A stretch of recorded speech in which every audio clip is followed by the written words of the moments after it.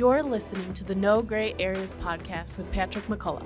Our guest today is Steve Carter, author, pastor, and national speaker. In their discussion, Steve teaches us how to guard our hearts above all else. Let's listen in. Steve Carter, man, it's so good to finally meet you, have you on here. We have some mutual friends that have been telling me for months now. It's like, you got to meet this guy. You got to meet this guy. And so here we are. I finally get to meet you. Bro, I feel like it's the same. I mean, the amount of people who have just been like, you've got to know Pat. And I mean, this is the first time we've actually seen each other face to face. We've had a couple phone calls, but to actually be, I feel like we need to send a number of people because they have been praying that this kind of hangout would actually happen. It's happening. It's happening. Yeah. And I can already tell they were right. They were right. So people that may not know you, most. Well, Most I don't people. know. You're an author, right? Yeah. Speaker. Yep. National speaker. You speak all over the place. We're going to get to the book you just wrote. What else do you do? Podcaster. I love to work with communicators and really help them get better at the craft of communication. So I kind of oversee this thing called Craft and Character. It's a podcast and preaching cohort. And then I also do a sports podcast called the Home Team Podcast, which talks about the intersection of faith and sports and culture and family with Sam Macho and Trey Burton. Yeah. So let's get this out of the way right away. Yeah. If someone's going, okay, I'm interested in some of the things he's talking about, how would they find you? Where would they go? You could just go to stevecarter.org and then the podcast are there, the books there, has everything's there. Yeah. If someone wants to become a better communicator, I've seen you communicate. They need to. You are gifted at that. You are very gifted at that. I've seen you communicate a few times, and so that's really good. So you just had a book that came out. Amazing book. I was just telling you that anytime I read a book that I like, I take all the highlighted sections, I'll drop it into a Word document. And so I have this document in front of me here. It's 5 pages of things I highlighted in the first 5 chapters. Awesome. So the title of your book is The Thing Beneath the Thing. Why did you write that? Yeah, Paul writes in Romans 7:15, he says, I do not understand what I do, which I like to quote the Bible. Yeah. But whenever I do something dumb, and my wife asks me, I can't say, well, babe, you know how Paul said, I do not understand what I do. You're just going to look at me, she's going to be like, start understanding, right? Yeah, figure it out. Yeah, and then the next sentence that he says is, the good I want to do, I just don't do, but the thing I hate, I do. Yeah. And I think I've just always wrestled personally and wondered why we do what we do, or maybe better said, why I do what I do. And realizing, man, I can live my life very, very efficient and profoundly disconnected. I can get stuff done, but absolutely unaware of the emotion that's driving me. And so I think just having the chance to really am privileged to sit with people as a pastor and a friend and voice, just beginning to understand what was the thing that happened that led you to make that decision. And this whole book was just my best attempt to help people understand a little bit more why they do what they do.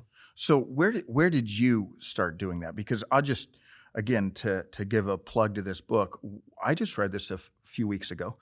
I'm 49 years old. I've been in ministry most of my life, but your book helped me in just the last few weeks pause sometimes when I feel an emotion come up, when I'm angry about something, or I'm feeling inadequate.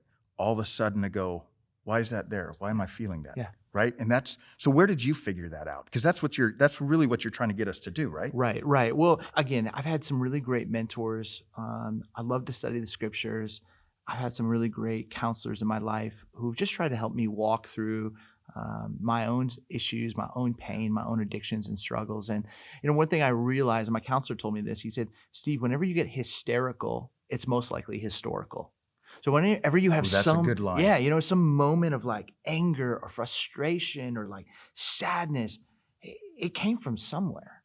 It's most likely historical.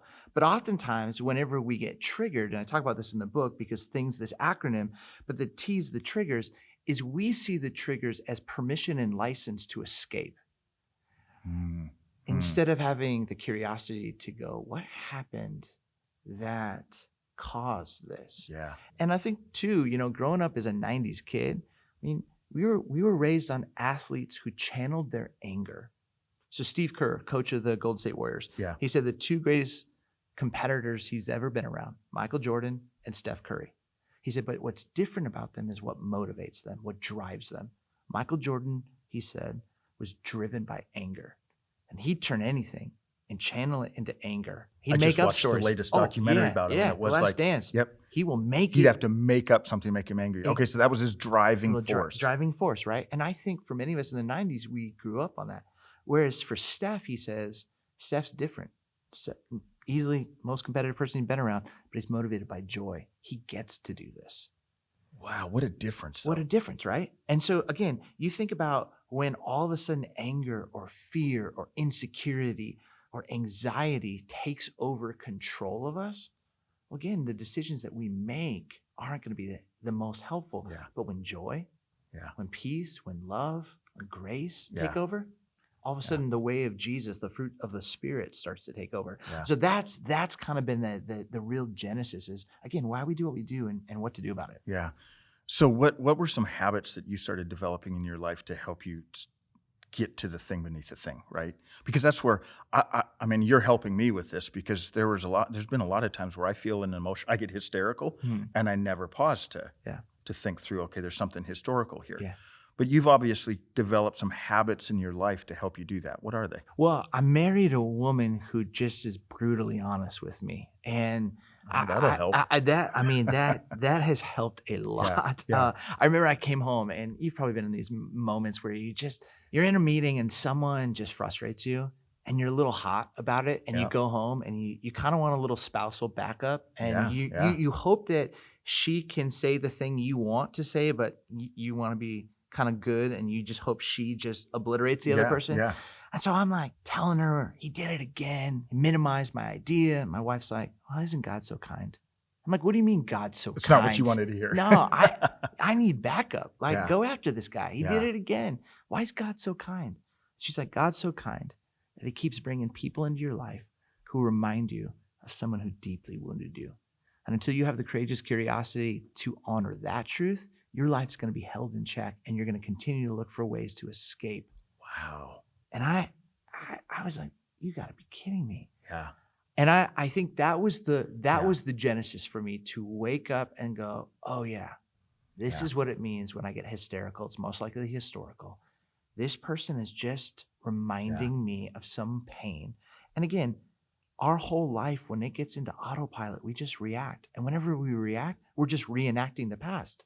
Yeah. And so all of a sudden I started to begin to go, I got to start to slow my life down to become more aware. And one of the practices that I've done for a number of years is, Proverbs 4:23 says, above all else, guard your heart, for everything flows from it. Mm-hmm. And so part of it is I look at the past week, last 168 hours, and I guard my heart by playing it back.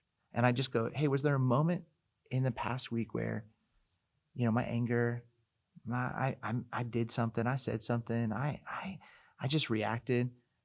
And then I don't just look at the fruit, because we're fascinated by fruit, good fruit and bad fruit. Yeah. I want to get to, again, what's underneath, the roots. Yeah. And I go, what caused that? I was tired. I was hungry. I was stressed. I was fearful. And all of a sudden, this person then triggered me. So I play it back.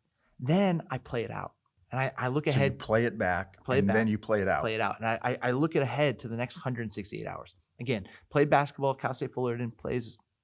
I sat the bench. I got free shoes. Yeah. But I remember one time we're playing Kansas State, and the coach brought us in after warmups, said, bow your heads. I got excited, thought we were going to pray. We weren't praying. He just had us visualize. He said, hey, when you run out on the court, what's the student section going to call you? And I knew, because they kept yelling every time I touched the ball in warmups. They said, coach's son, because they're like, there's no way he could be on the team unless he's a coach's son, right? Yeah, but that's great. What happens when you make a bad pass? How are you going to respond? What happens when you miss an easy shot? How are you going to respond? He was getting you to play it out. Play it out. So I started to think, okay, put yourself in that same situation. You're going to be tired this next week. You're going to have a moment where you feel stressed. You feel late. You feel like you don't have all the tools you need to pull this thing off. What would it look like to make a healthy escape instead of an unhealthy escape? And I imagine Jesus, my rabbi, my Lord, my Savior beside me, and almost like in some Coach Popovich, like Belichick, kind of whispering, how you want to run this play? Trying to get you to play it out the right way. Exactly. And so I just kind of journal about that. I go, wow. This is how I would do that. Yeah. And again, it's just almost. How long have you been doing that? About 4 or 5 years. Yeah. And just so you play it back. Yep. You review the week. Yep. You identify some times when you were like you saw emotions or something triggering you, right? And then you figure out what you did. Yep. But then you play it out. Yep. How will you do it differently next time? How I do it different. Yeah. Exactly. And then the last two is, again, above all else, guard your heart. So I play it smart because everything flows out of my heart. Yeah. And so I go, how am I going to refuel my heart? Yeah. If everything flows out of it, what do I need to do this next week to make sure that my heart? And so I go to, sporting events. I had date nights with my wife. Like, what am I going to do to make sure time with the Lord, time with mentors, time with friends, to make sure that this thing is running well? Yeah. And then the last thing is I play it honest. So I play it back, I play it out, play it smart. Lastly, play it honest. And dude, too many guys, you're like, hey, how you doing? Good. Good. Yeah. What's up? Oh, yeah. I'm fine. I knew the answer. Yeah. Yeah. And I'm like, you're not fine. Yeah. You're scared out of your mind. Yeah. And so our feelings have movement. That's why they call them emotions. And until guys can actually be really honest with their heart and say, I'm scared. Like I'm afraid about, my high school. Inadequate. Feel inadequate. Like the things that guys are never going to usually share with each other. Exactly. So we think we're playing it real. We're playing it soft. And I'd rather play it honest. Yeah. And so part of that is, so when my wife asks, how are you? I'm going to tell her. And when my guys ask me, how you doing? Yeah. I'm going to tell them. Yeah. Because again, if I'm not breaking myself, pouring myself out, then what kind of example am I setting? And that's the example that Christ set for me. Yep. Broke himself open, poured himself out.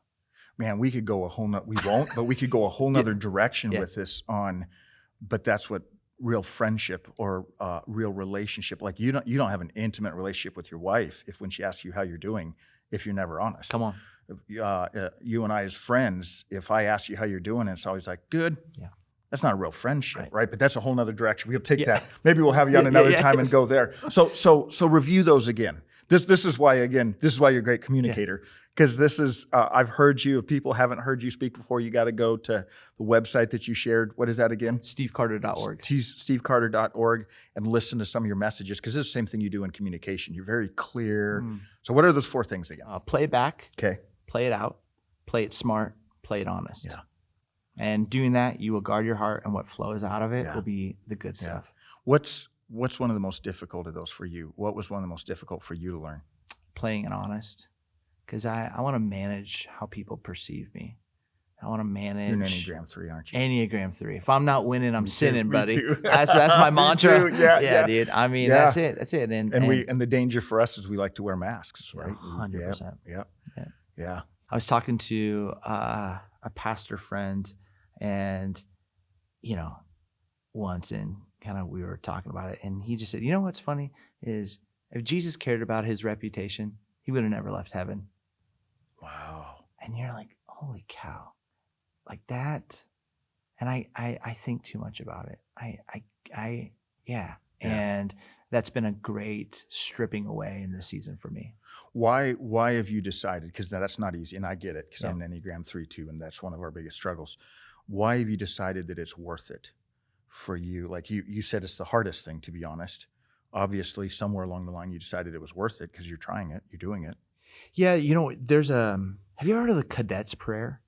At West Point, if you go there, 1920s, the chaplain started to really kind of have all of the new cadets memorize this prayer. It's 4 or 5 paragraphs. It's amazing. Mm-hmm. But there's this one line in it. It says, may we be committed to the harder right over the lesser wrong. And I think when our kind of attention isn't on the things of God and on the voice of Christ and on the kingdom, what takes and grabs hold of our attention will quickly become where we pledge our allegiance. Yeah.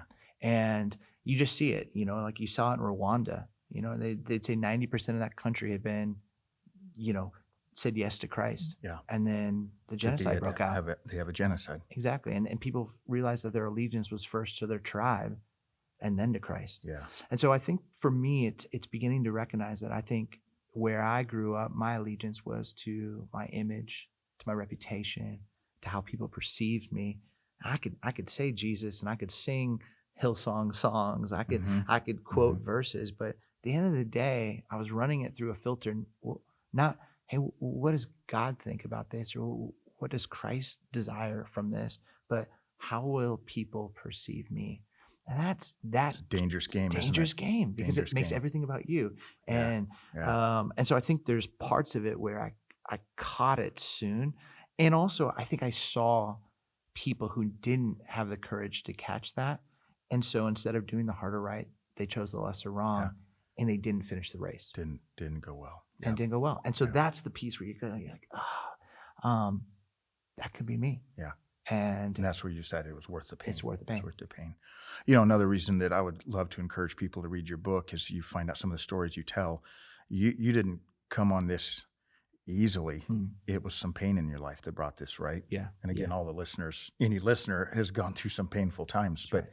the pain taught you some of these lessons, right? Yeah, it's true. It's true. And I think, again, that's where there's the greatest growth. I mean, I think oftentimes in our kind of Western faith that we can remove suffering. Yeah. And it's why when you read like the New Testament, there's experiencing suffering, and recognizing that you're prepared in the pain, that God prepares us in the pain. And through that, we discover God's purposes and plan. And when we can grab hold of that redemptive story and really believe all things work together for good, He's going to provide for His people. Yeah. And that's you just see this movement throughout the Hebrew Scriptures and New Testament. And it's amazing to realize it's not just back then, but it's also right here today in me. Yeah, when you bring up that how did you put it, the kind of the Western Christianity or the Western mindset, there are some things that we don't really realize that we buy into. I would have argued adamantly with you probably 10 years ago that I bought into that lie. But some of the pain I went through in the last 10 years made me realize I had subtly thought if I live a good life, I should get a good life. Yeah. But that's not what the Bible teaches. That's right. It actually says if you live a good life, you're still going to have pain. Yes. Yeah. Yes. But our greatest growth can come through those times. That's right. Right. That's right. But but that's an if there, right? And that's what your book, I think, unpacks well. Hurt people. So it can actually be worse if we're not careful. Yeah. You're helping us learn how to take those painful situations or those triggers and turn them for good. That's right. Correct? Yeah, that's really beautifully said. Like that's the hope, right? And the Salvation Army, the founder said, the greatness of a man's power is the measure of their surrender. And you just begin to discover when you realize, like, as Dallas Willard says, you want to know where God lives, He lives at the end of your rope. And when you're kind of like, that's so good. This is I have no other options.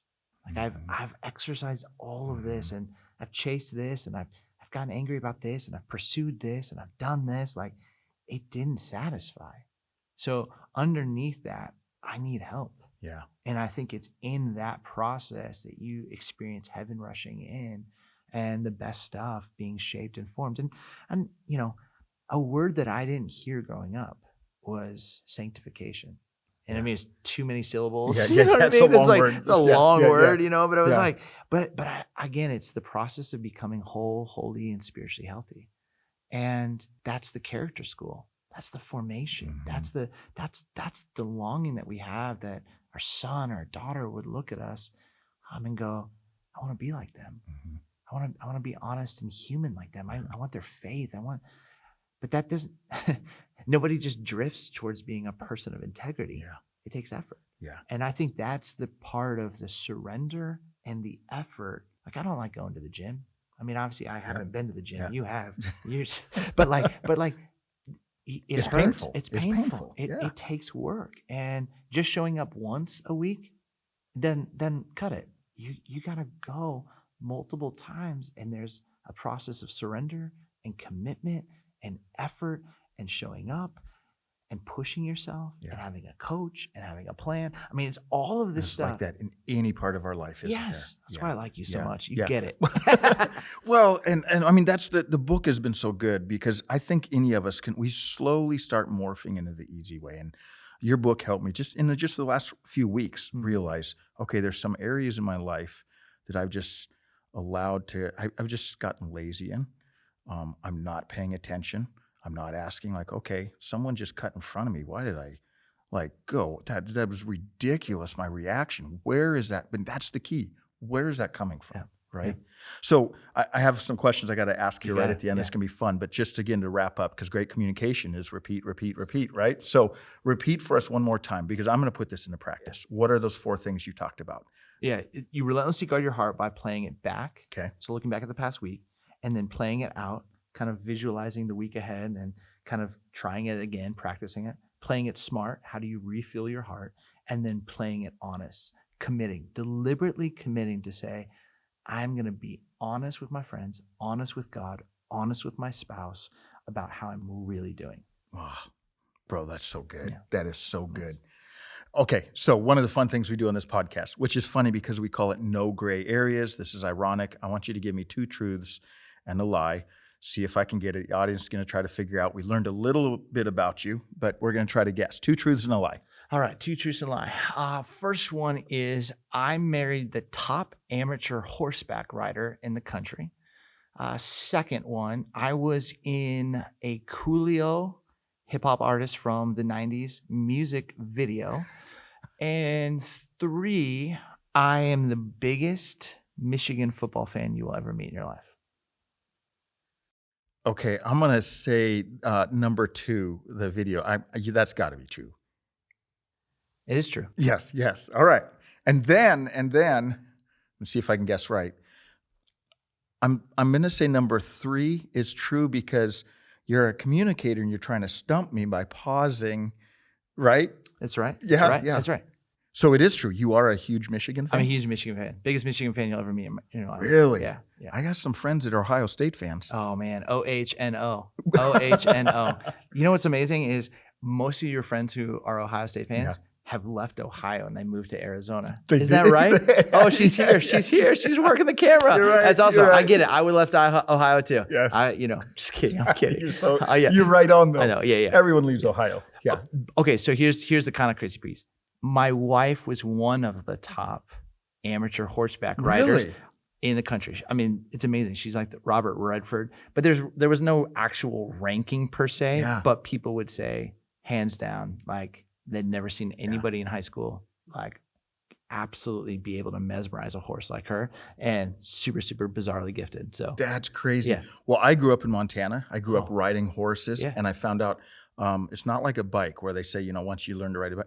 So I grew up riding horses, grew up riding bareback. Years later, hadn't ridden horses in like 15 years. Someone invites me out to their ranch. They say, hey, let's go riding horses. I found out you can lose that that gift. I felt like such a city boy bouncing around. I couldn't say so. That's amazing. That's amazing. Well, Steve, thanks so much for joining us, man. I really appreciate it. It's a gift to get to visit with you and to meet you finally. Thanks Thank you a lot, so man. much, Pat. It means the world. Thanks for listening to the No Gray Areas podcast. To dive deeper into the story, be sure to subscribe, follow us on social media, and check out nograyAreas.com.